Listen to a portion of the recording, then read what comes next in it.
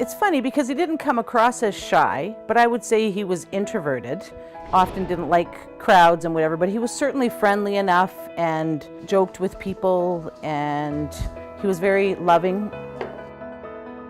In December of 2007, he had something called a foot drop, and it was just like he lost the rotation of his, I think it was his left ankle.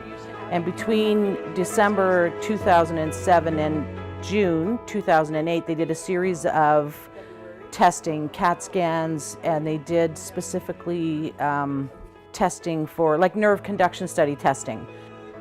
He had a lot of fasciculations, like you could really see in his chest.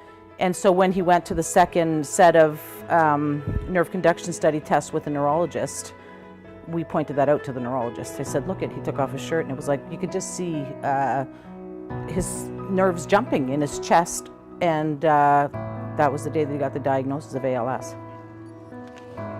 He never felt poor me. He just didn't have that kind of attitude. He was very forgiving of the diagnosis and of the disease.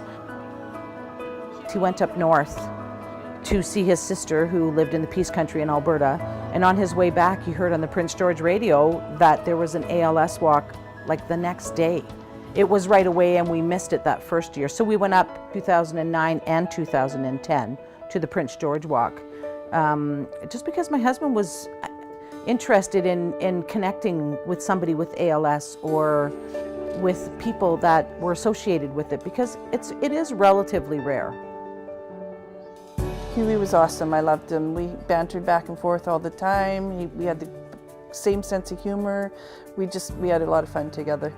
I remember Eileen phoning me the day that they found out, and I immediately went to my other friend's house, and I said, like, how do I deal with this? Like, she's my good friend. How do I support this? Like, I have no idea. Like, you find out you're going to lose your husband. Like, how, as a friend, can you support that person?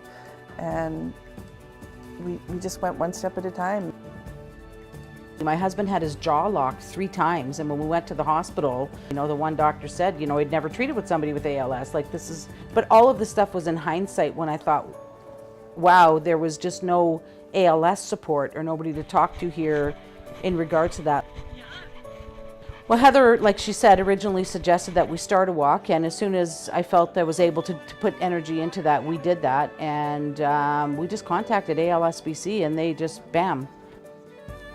A lot of the groundwork is done, and we're out there selling raffle tickets in the community, and people come up to you and say, my mother had ALS, my brother was just diagnosed with ALS, and we're barbecuing with Elsie Montgomery, and her husband has ALS, or we're up at the golf course selling tickets with Bill Montgomery, who has ALS.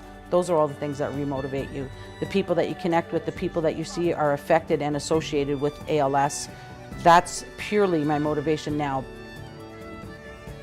I think he'd be part of it if he was here for sure. I think he would just be very proud of us and the involvement that we've had and the awareness that we've raised and all of those things. We can see 5 more years in the future for this walk, but if we don't find some more volunteers, committed volunteers, then that's got to be our first goal. Yeah.